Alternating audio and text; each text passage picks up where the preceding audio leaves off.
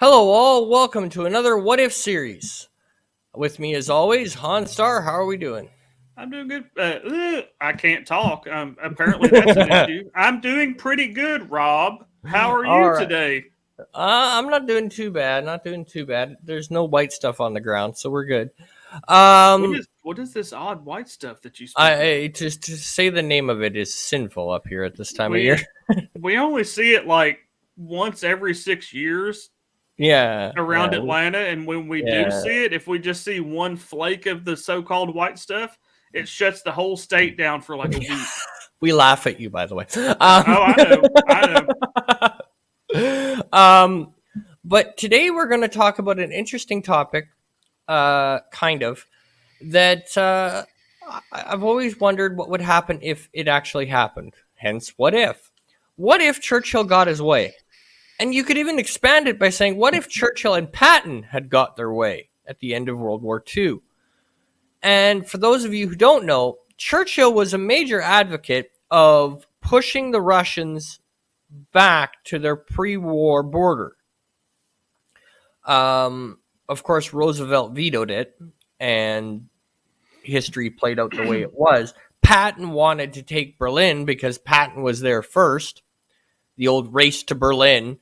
The Allies won that race. The problem is they were told to hold at the outskirts of Berlin because the Russians were going to take Berlin by order of Roosevelt, which didn't sit well with Patton.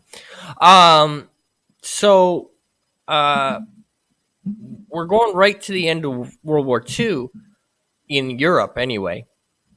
And at the time, Churchill was screaming from the rafters, Stalin can't be trusted. He's not going to do what he said. We need to stand up and go, no, you're going back. You're giving up the lands that you have freed, and you're going back to pre-war Russia borders. Roosevelt was convinced that Stalin would stick to the pact, that he would remove troops from Berlin and other countries that he had troops in, which, of course, history would show us didn't happen. Churchill would famously say, "An iron curtain has fallen." And he was called a warmonger for this. As a matter of fact, he lost the 45 election because of it. And the sad part is, history would show us that he was absolutely correct. Yeah. Everything that him and Patton were talking about at the time, that they were called, warmongers and, stuff like that, and other disparaging terms, proved to be correct. We ended up with a Cold War. Yeah. Because of Roosevelt saying no. Yes. Because Roosevelt went, we can trust Stalin. Which, I mean, if you have to think of a trustworthy person, it's obviously Stalin. oh, absolutely. So as we examine this, what if? Now, there's many possibilities for this. Would Stalin have gone toe to toe with the Allied forces if they had stood their ground? So let's say, like, there's many scenarios. One, okay, Roosevelt allows Stalin to take Berlin, and then he says relinquish Berlin, and Stalin says, well, no.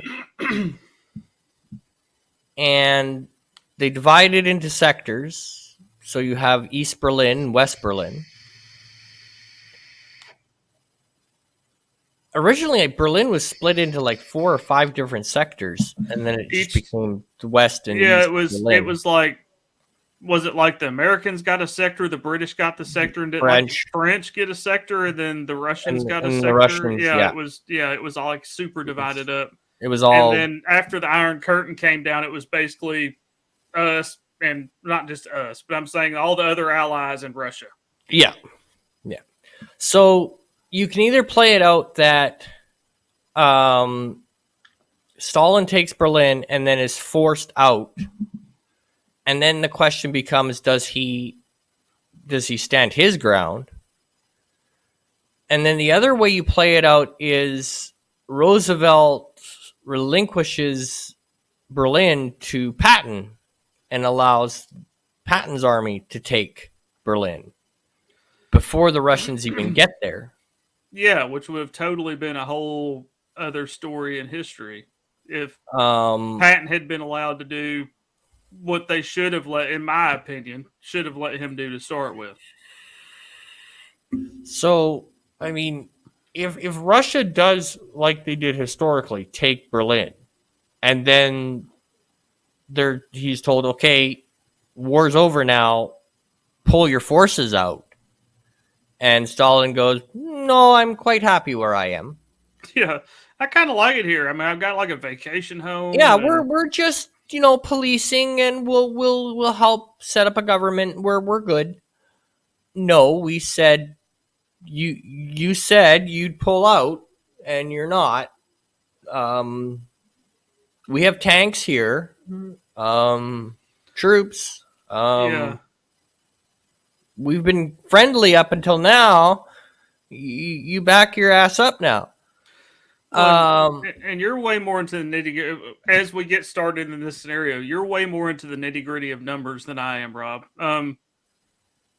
Comparatively, between all the other allies versus Russia, where did we stand troop wise on our side versus his side?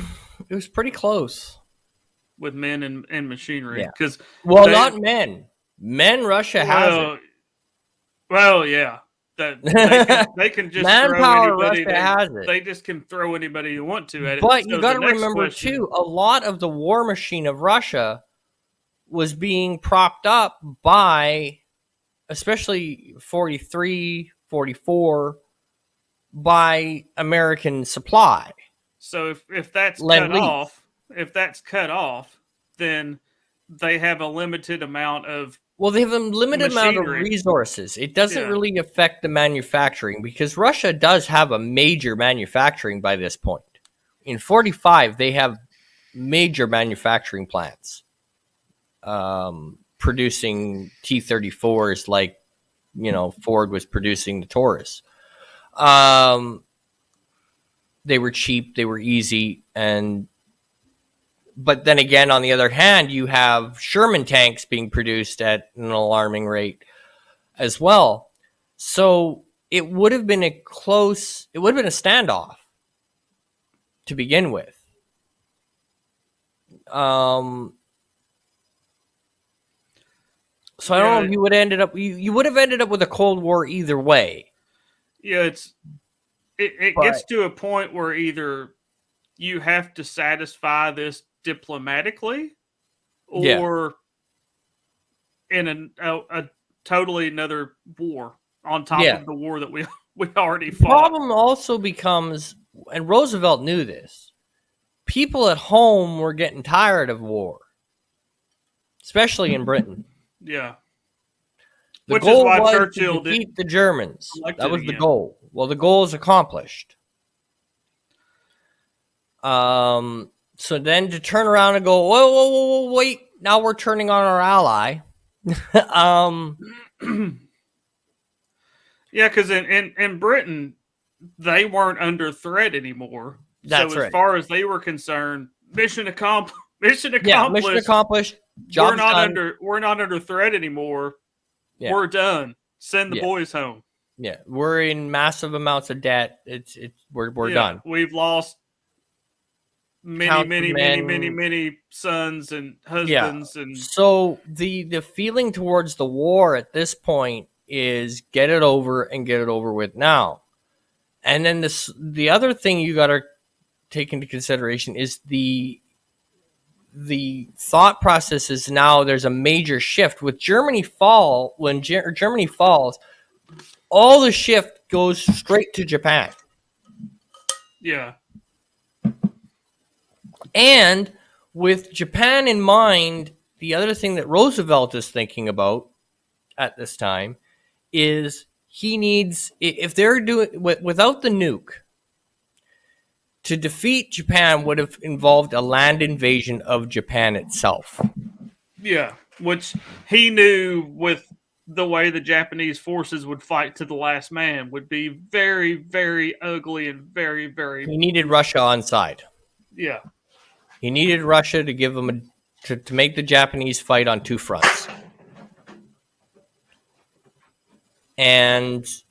But that was a dangerous proposition as well, which is why the nukes were so handy.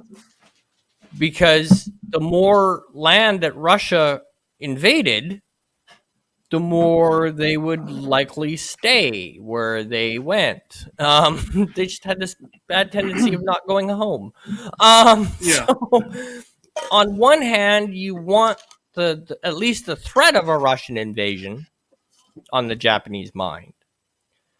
You don't necessarily want the Russians doing anything too much because they have a bad tendency of, like I said, not going home. But at the same time, a land war in Japan, the casualty rates would have been insane. Oh yeah, it would have. Mainland Japan, the casualty rates would have been astronomical. Yeah, which is the whole reason they dropped the bombs to start with. Yeah. So they needed Russia on side. So from Roosevelt's point of view, it made very little sense to poke the bear, as it were, at this point. Too much. Because they still needed Stalin for at least till Japan was dealt with. Well, and then you also have the what if we had kind of so-called turned on Stalin, and all of a sudden Stalin's like, well, okay, hey, Japan. Yeah, and it's not like he could have allied. He could have allied. Oh yeah, with Japan. He probably would have. Yeah, if we had turned on Stalin and tried to forcefully make him go back home. Yeah, because Stalin traditionally, let's face it, he starts World War II on the Axis side. Then he switches when Barbarossa happens. Yeah, which was super, real quickly. Again, hindsight being 2020, that was a really bad idea, Dolphy. yeah. So he switches sides.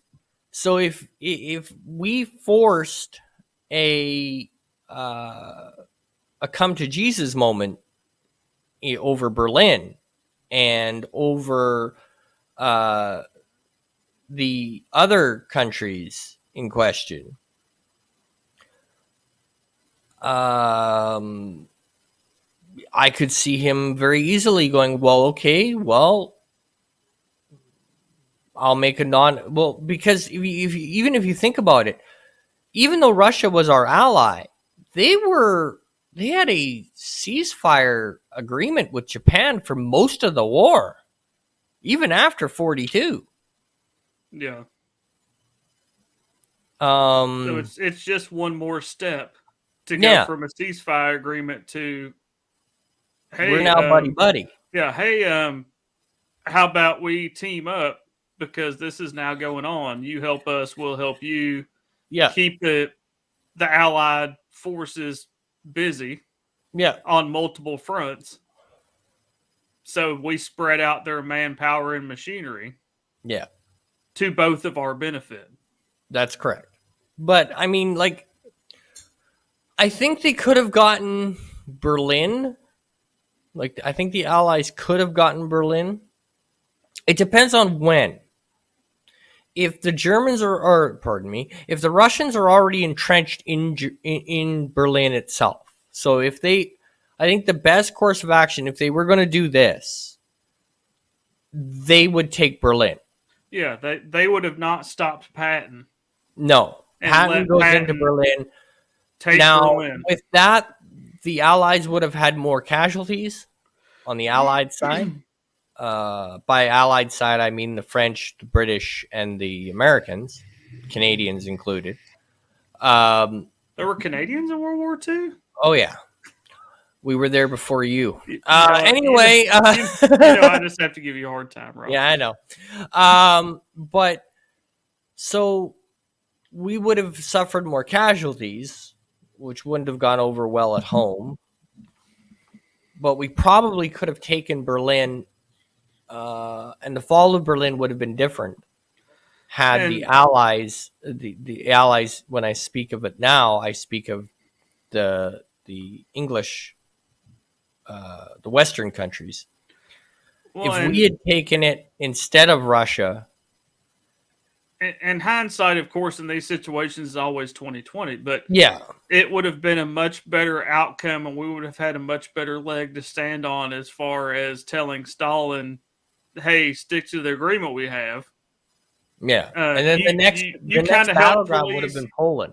You kind of help police these areas as you retreat, and we're gonna let all these free countries go back to being free and governing themselves like they did before Dolphy and his friends decided to knock on the door. Yeah, with the Blitzkrieg. Yeah, so the push would have been, if this was going to be the thinking that they're not going to allow Russia to keep lands taken during war, which was the original intent. Yeah. And what Russia originally agreed to. Yeah. So what ends up happening is you have now either Russia pulls back all the way to Poland out of Germany, or they fight. They mass at the border of Berlin, and then we're fighting for Berlin. Now, Berlin at the time was an absolute mess because we had bombed the hell out of it. Oh, yeah. It was a rubble pile. The people were starving. The infrastructure was gone. Yeah. But, I mean, I think Berlin would have benefited if the Allies had taken it instead of Russia. I agree. However, it would have drawn out World War II. And a lot of the supplies that were rerouted from the European front to the Pacific front would not have happened because you'd still have to have that full standing army in Europe post the fall of Germany. Yeah, which would have drug out the war in the Pacific and possibly put us into a war on top of the war in Europe with us, the Allies, versus the Russians. If they totally refuse to withdraw, then eventually it's going to become a shooting war. Yeah, the Cold War would have turned hot real quick. And now the question does become: does Stalin take that gamble? Because Stalin was very good at talking when it came to the West. Wasn't very good at actually. I just think at the end of the day, Stalin was going to stand fast. Yeah, probably. And if we had taken Berlin, the Allies had taken Berlin first, that would have given us a little bit more of a leg to stand on. Yeah. But even at that, I think if it came down to us really, really, really suggesting that he goes back to his promise of withdrawing back into Russia and letting all these countries go back to self-governing countries like they were to start with, I don't think Stalin would have done that. I think it would have ended up being a shooting war. I mean, even look at, like, in World War II, some of the places where Stalin, the Russian army had taken over, they diplomatically went to Stalin and the Soviets because they politically elected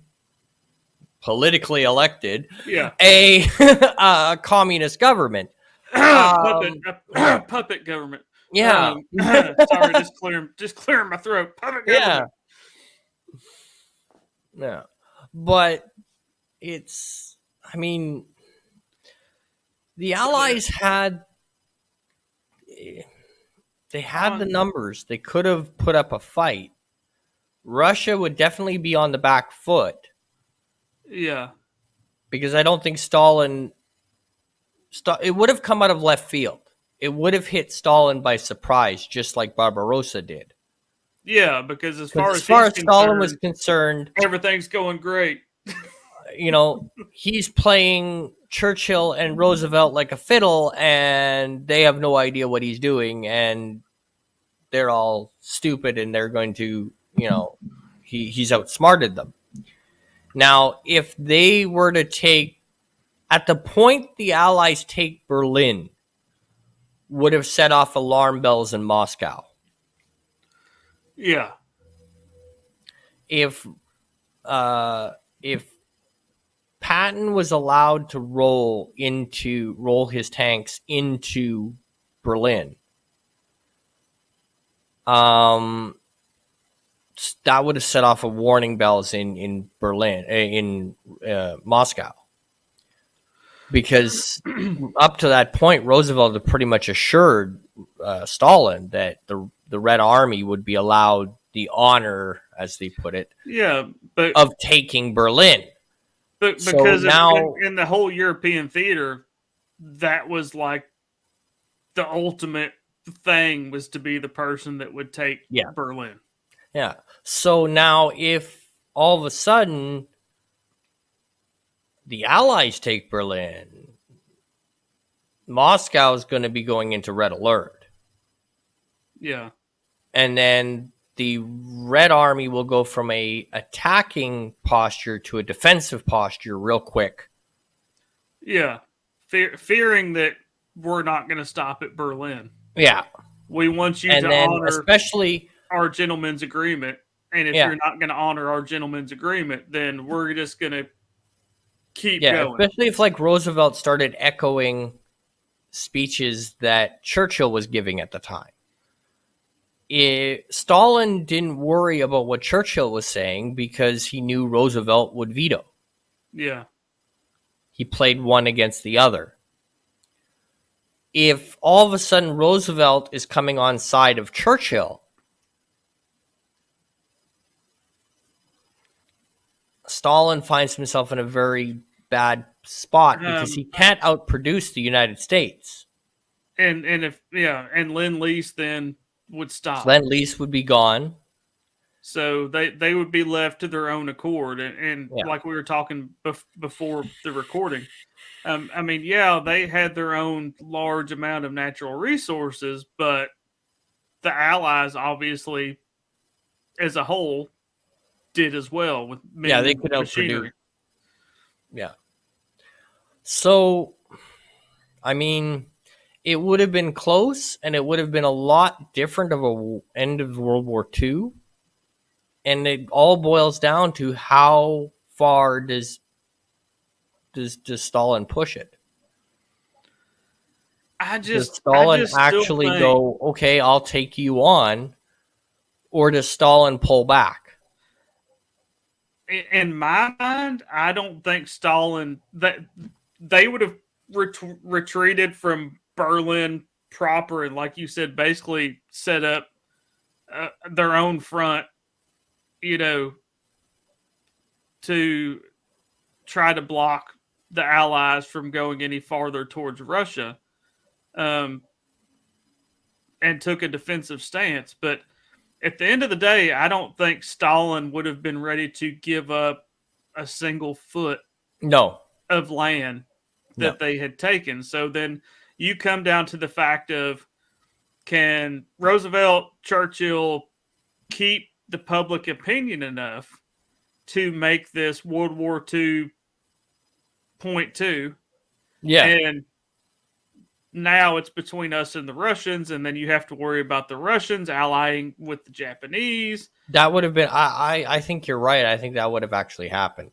I think all of a sudden we started really putting pressure on Stalin, it's nothing for Stalin to go, well, the enemy of my enemy is my friend. Exactly. And I also, think, Stalin would want to shore up that border because he would have to worry about facing the Allied forces of Canada, United States, France, and Britain. The last thing he'd want is an invasion from Japan. yeah, So and he'd at least want a peace treaty with Japan, yeah, which I don't think Japan would have any problems giving him because they were having enough issues with the United States. yeah, But well, the United and States, Canada, Britain, then the Allies. Stalin gets us, the Allies, to a two-front war with them, because obviously the Japanese are going to keep doing what they're doing, and we're pushing towards the home islands. And instead of being able to divert forces from Europe to shore up the troops and the defenses in the Pacific, everybody basically has to stay in Europe. Yeah. So And then the other thing is would the United States threaten if they had taken this posture instead of the posture they did historically? Would they have resorted to pull back now, or what happened in Hiroshima will happen to Moscow? I was just getting ready. I knew where you were going with this, Rob. As you said it, I was thinking the same thing. And would in my mind, play that card? Yeah, in my mind, I was like, well, they had 2 bombs ready. 3. Would one? Oh, okay. I'm sorry. 3. They dropped 2. Dropped 2. Would at least one of them went to Moscow, and the other went to Hiroshima or Nagasaki. Yeah. And then they possibly pull the third one out and use it against whoever they think is better to use it against. Yeah. So he could look at, would they look at Stalin and go, see what happened down there? Pull back the troops within 24 hours or Moscow is next. Yeah. They could have, that's a very good point. They could have pulled it out on the Japanese to start with. Mm-hmm. Since at the beginning, Stalin was our ally, so we'll give them a little bit of a benefit of the doubt, even though now we have a disagreement. But like you said, look what happened over there in Japan. Do you really want to be responsible? It'd be a shame if something like that would have happened in Moscow. Oh, it would be so bad if we accidentally did that in Moscow. Yeah, if something like that were to happen in Moscow, but you're forcing my hand, you see. If you just move your troops back, we won't have an issue. It would get very dicey. The only thing I see about this not going to fruition is, and I mean after this, we'll say the scenario of we purposely try to push Stalin back, mm-hmm. and it basically becomes a shooting war then with Russia. We still got the Japanese over here that we're worried about. How long will the French, British, American people, Canadian, all the allies, how long will they put up with another bloody... Not long. Yeah. So you're going to get, because, I mean, obviously, with Russia, they're going to fight to the last man, just like the Japanese. Yeah. They're going to throw everybody at this that they can. So how long can we hold out the Allied... The propaganda would have to be brought up real quick. Yeah. How long will the countries that are then part of the Allied nations withstand another bloody war on top of what we just did to get rid of the Germans? Yeah. And my feeling, it would have to be very fast. If it got bogged down, which more than likely it would get bogged down. Yeah. If it got bogged down, then we're going to be right back to where we started about talking about, where Churchill doesn't get reelected. What else is going to happen in the United States? People are going to say, enough's enough. We don't care. Just get our boys home. Yeah. All right. With that, I'm going to wrap this up. I hope this conversation has given people something to think about. It is very interesting just to think what could have happened and where the armies would have led. and and think how how that much would have of changed the future. and think how much of history that would have changed if Yeah. we could have in fact pushed the Russians back to Russia. Think how many things. No Berlin Wall. Yeah, think of how many things that are now obviously in our history because that didn't happen. That would be not there. Yeah. It would have changed so many things. Absolutely. And with that, Han, I'm going to let you quickly promote your channel, and then we'll get out of here. Hey everybody, I'm Honstar, youtube.com/Honstar. I do fun weekly live streams, sometimes twice a week, normally once a week, Tuesday nights at 11 p.m. Eastern. You can also find me on Twitter and Instagram at HonstarYT. Obviously, you can also find me here on Ramblin' Canucks channel doing the What If series. Good to see you as always, Rob. I love these. I love these conversations. I love the mental work. Yeah, it's nice because you just get to go, well, what happens if this happens, and then you can just and speculate. Basically, you can. You don't have to worry about getting all your T's crossed and your I's dotted because you're not talking about actual history. You're just, well, what happens if this happens? Oh, well, that'd throw a monkey wrench in that. Yeah, it's really interesting. It is a very good brain workout. Like I said, it's always pleasure to be here, Rob. I love this series. As always, till next time, folks, take her easy.